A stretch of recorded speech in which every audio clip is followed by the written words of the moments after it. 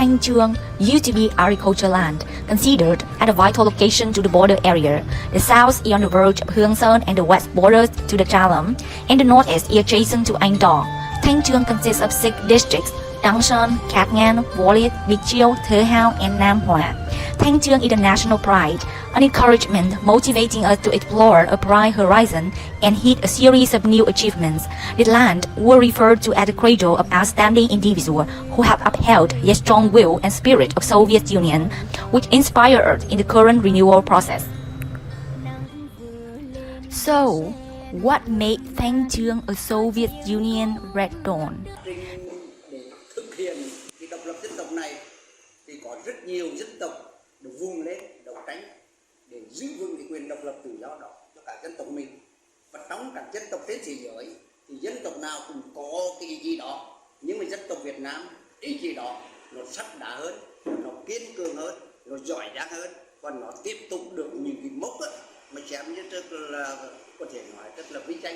The Rauke, also called Lam River, flows through many districts, running through Thanh Chương to the sea, roaring during floods, but remaining calm and peaceful throughout the year.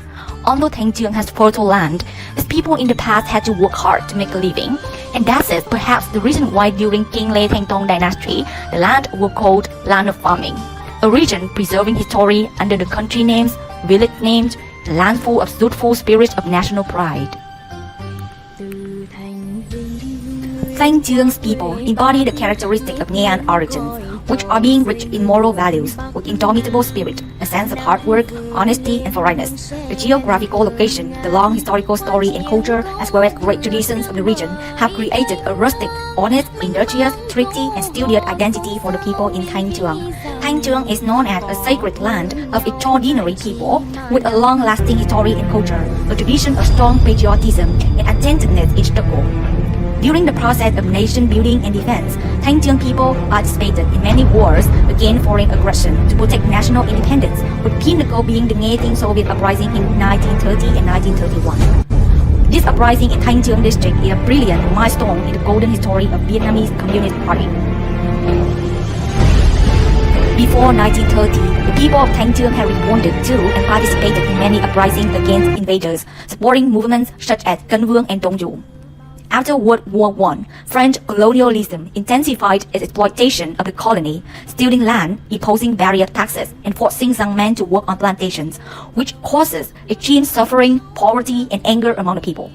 In response to the brutal exploitation of the French colonizer, many outstanding individuals in Thanh Chương chose to follow the revolutionary path, participating in the struggle for national liberation.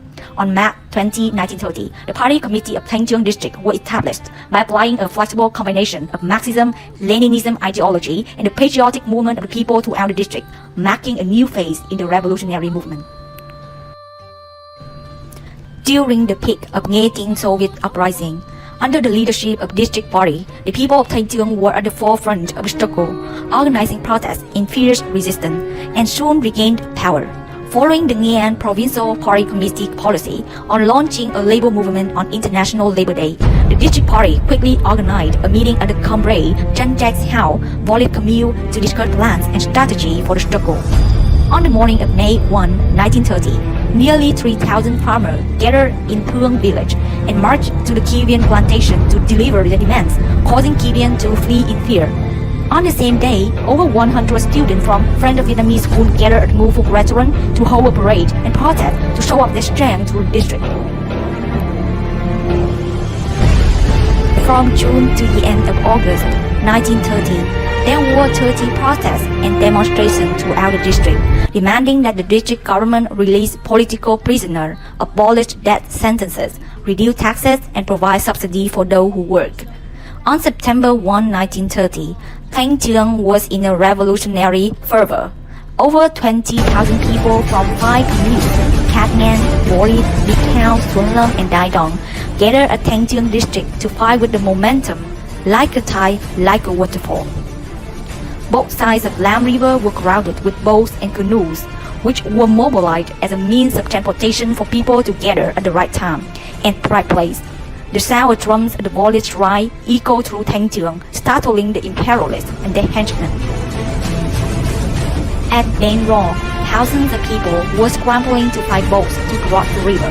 The French colonial pilot and gendarmes frantically sealed off the dock and shot at anyone ready to cross the river.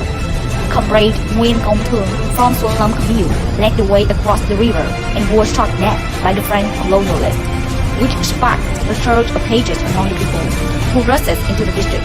They went to the district magistrate's house, destroyed and burned down the district office, killed Bang White Horse, and destroyed Chuong's house. The enemy government in the district and communes quickly collapsed. Around 4 p.m. on the same day, a group of green-clad soldiers from Vinh was routed by the crowd. The soldiers surrendered and the protest ended unexpectedly victorious.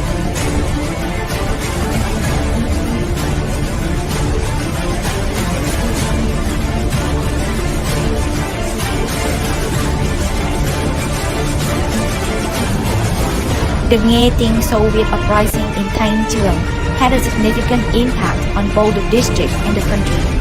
For Thanh Chương, the district official fled and returned power to peasants. The enemy government in the district and the entire commune quickly dissolved. The historic protest marked the beginning of the formation of the agricultural collective in the village. Under the guidance of party, the people started to organize a new ways of life. Thanh Chương became the peak of Nghe Tinh Soviet uprising in the country. For the whole country, the impact of Nghe Tinh Soviet movement, which peaked in Thanh Chương, had resonated throughout the country and the world.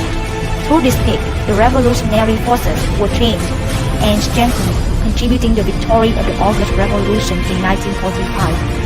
The Jews of Thanh Chương are very proud to contribute their efforts and sacrifice in the first general reversal of the Vietnamese Revolution under the leadership of Vietnamese Communist Party. The example of the first generation of revolutionary youth is a driving force that urges successive generations of young people to live up to their legacy.